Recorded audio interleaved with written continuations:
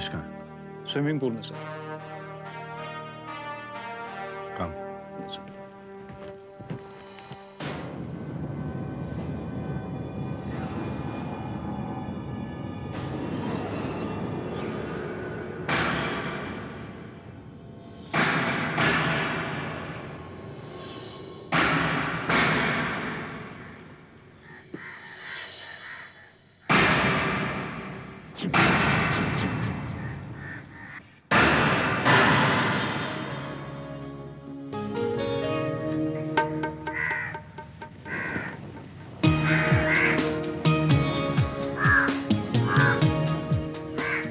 Sir, लड़की के जिस्म पर ना तो कोई चोट का निशान है, ना ही कोई जख्म है। ये एक मर्डर का केस है सर, कोई एक्सीडेंट का केस नहीं।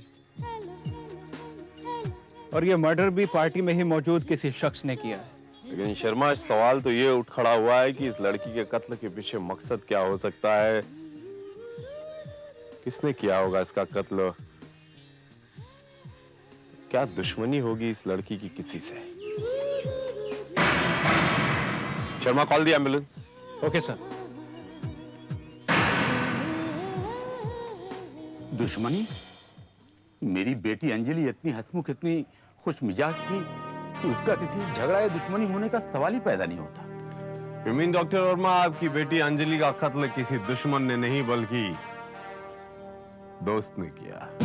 इंस्पेक्टर साहब, कई बार दोस्त दुश्मनों से भी ज्यादा खतरनाक हो जाते हैं।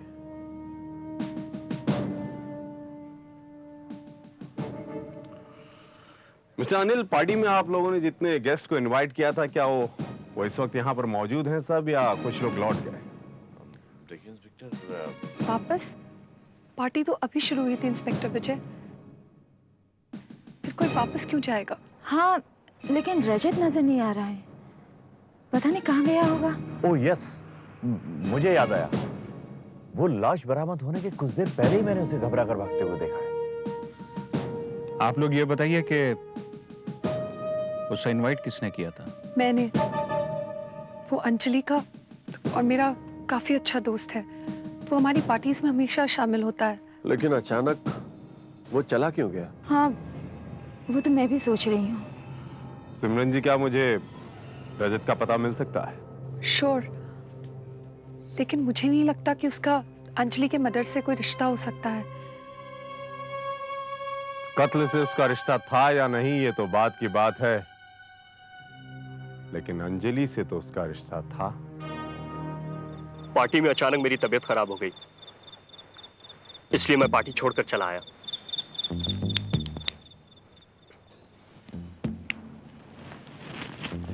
अंजलि को जानते हो? अंजलि की मौत का मुझे बहुत अफसोस है, वो मेरी बहुत अच्छी दोस्त थी।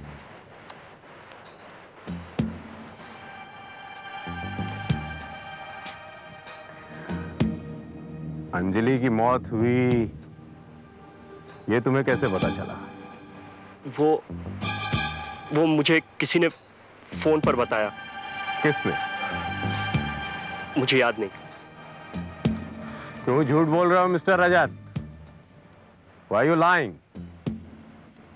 हकीकत में तुम्हें किसी ने फोन पर अंजलि की मौत के बारे में नहीं बताया, बल्कि तुमने खुद अपनी आंखों से अंजलि की लाश को देखा था, और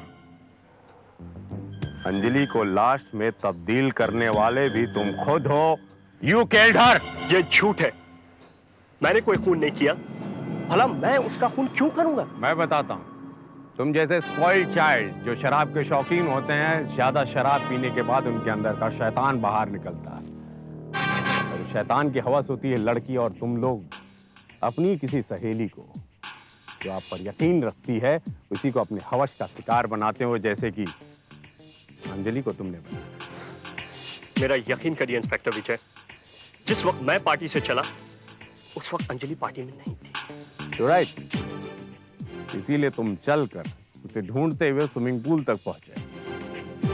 वहां पर तुमने अंजलि को अकेले पाया, उसके साथ जोर जबरदस्ती की, और अंजलि ने तुम्हें धमकी दी कि वो बाहर जाकर तुम्हारी जलील हरकत के बारे में सबको बता देगी। राइट? मेरी कुछ समझ में नहीं आ रहा कि आप क्या कह रहे हैं। मैं वही कह रहा हूं जो तुमने किया है मिस्टर रजत। तुम अंजलि की आदत से अच्छी तरह वाकिफ थे। तुम जानते थे कि अंजलि की आदत है छोटी चीजों को बढ़ा चढ़ा कर बोलना। तुम डर गए। तुम्हें ऐसा लगा कि तुम्हारी जलील हरकत को बाहर जाएगी, पार्टी में सबको सरेआम कितने गलत तरीके से बताएगी। उसी खौफ में मिस्टर रजत, तुमने अंजलि का कत्ल कर दिया। ये सच नहीं है इंस्पेक्टर विजय। आप मुझे मजबूर कर रहे हैं कि मैं अंजलि के कत्ल का इल्जाम अपने सर पर ले लूं। हमारे पास गवाह मौजूद है मिस्टर रजत, जिसने तुम्हें स्विमिंग पूल की तरफ से आते हुए देखा था, और उसके बयान के मुताबिक उस वक्त तुम बहुत ज्यादा घबराए हुए थे। फिर भी तुम्हें लगता है मिस्टर रजत बाबू कि मैं झूठ बोल रहा हूं? तो मिसाल के तौर पर हम पुलिस वालों को और भी तरीके आते हैं सच उगलवाने के। ये नाखून जो आपकी उंगली का है वह इस वक्त उखाड़ सकता हूं। शर्मा,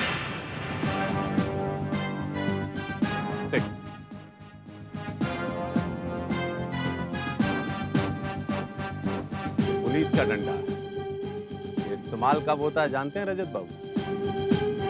3rd डिग्री टॉर्चर में बर्फ की लादी पर लिटाकर आपकी शर्ट निकाली जाएगी और आपको पीटा जाएगा, तो आप क्या आपकी साथ पुछते भी सच उगल नहीं। हाँ, मैं मानता हूं। ये सच है कि मैं स्विमिंग पूल की तरफ गया था। एक्चुअली पार्टी में अंजलि ने मुझसे कहा था कि वो कुछ मुझे बात बताना वाली है, और उसने मुझे पूल के पास बुलाया था। फिर जब मैं पूल के पास गया तो मैंने देखा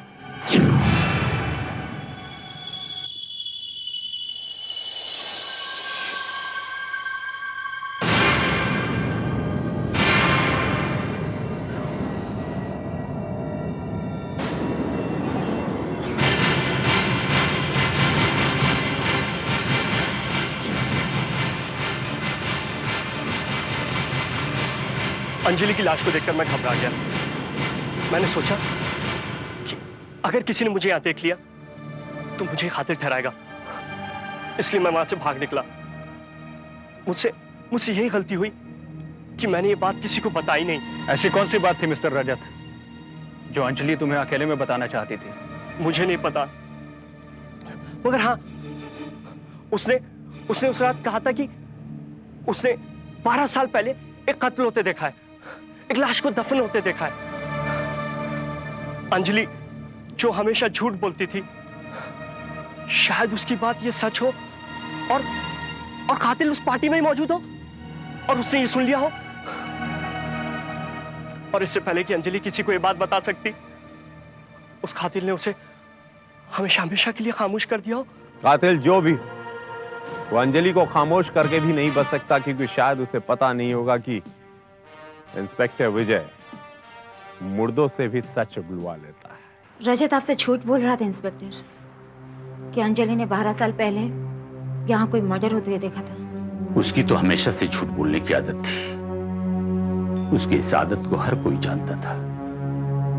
हम सब उसकी झूठ से परेशान थे। वो झूठ इतनी सफाई से बोलती थी कि हर कोई उसे सच मान लेता था। अगर उसने ऐसा कहा भी तो ये उसकी एक मनगढ़ंत कहानी थी, हर बार की तरह एक झूठ।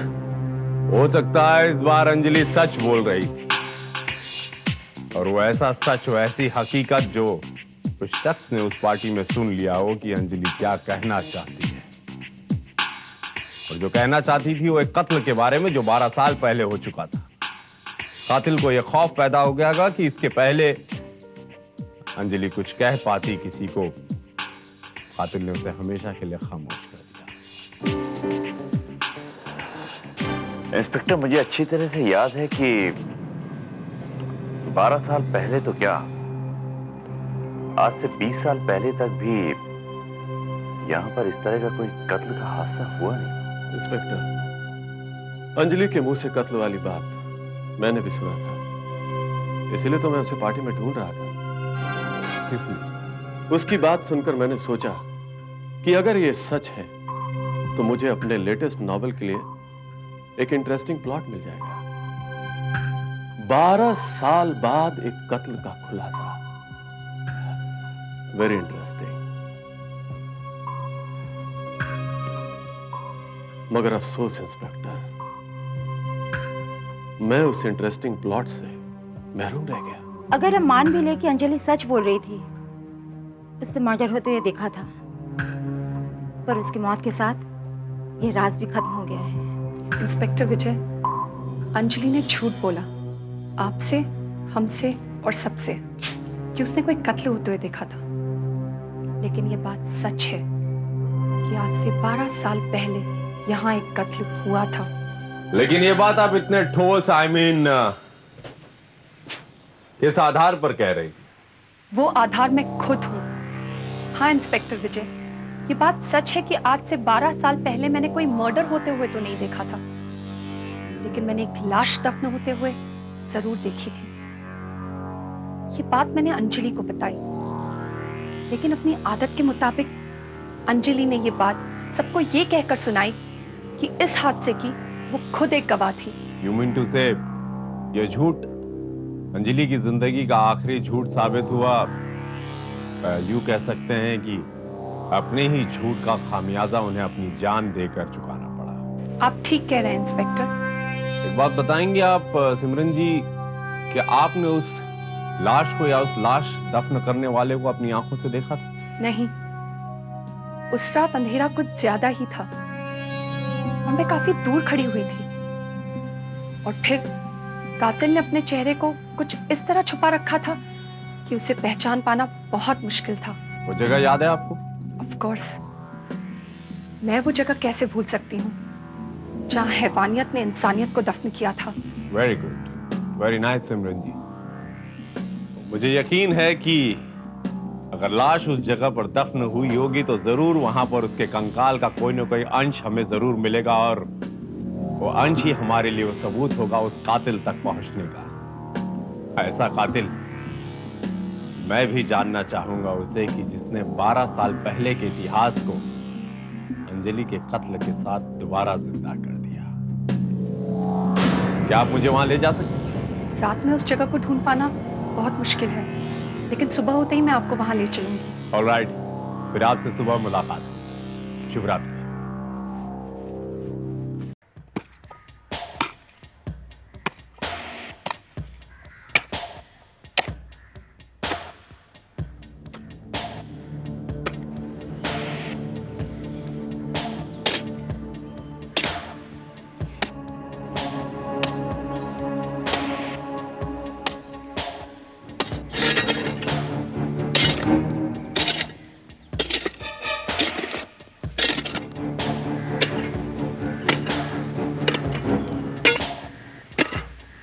सर, मुझे नहीं लगता कि यहां कुछ मिलेगा हमें।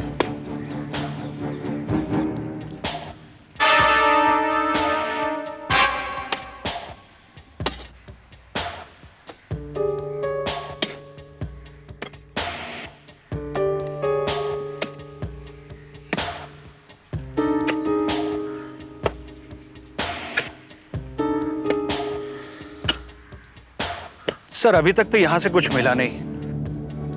मुझे नहीं लगता कि यहां पर किसी की लाश दफन की गई है। और कहीं ऐसा तो नहीं सर कि अंजलि की तरह सिमरन को भी झूठ बोलने की आदत? सर शर्मा, मुझे सिमरन की बातों में सच्चाई नजर आती है, और वो इतना बड़ा झूठ क्यों बोलेगी? ताकि अंजलि की तरह लोग इनके झूठ को सच मानकर इनकी तरफ आकर्षित हों। I don't think so.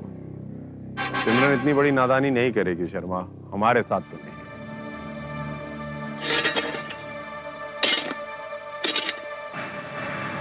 ये देखिए सर। स्टॉप इट, रोक दो। सर, यहां तो वाकई किसी की लाश दफन की गई है। अंदर कोई भी चीज मिले उसे डिस्टर्ब नहीं करना, एज इट इज रहने दो। Sharma, you go and check. Okay sir.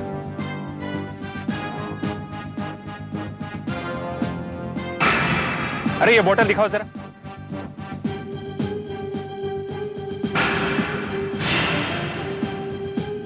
Sir, एक इंजेक्शन की बोतल है ये, जो कि गल चुकी है। अरे ये क्या है इधर? हाँ, निकालो इसको गले में से। ओ,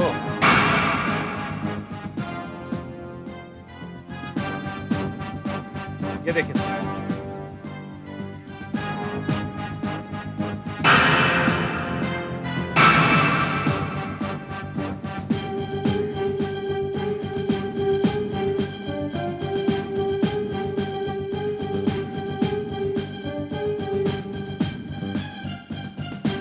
लगता है ये तस्वीर मरने वाले की है। किसका फोटो है सर? अ लेडी, एक लड़की की। मैं इसे देख सकती हूँ?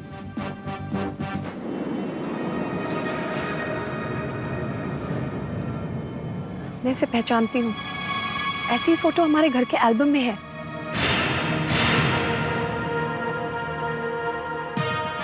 क्या मैं वो एल्बम देख सकता हूँ?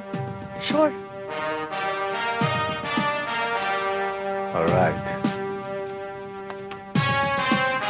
Thank you.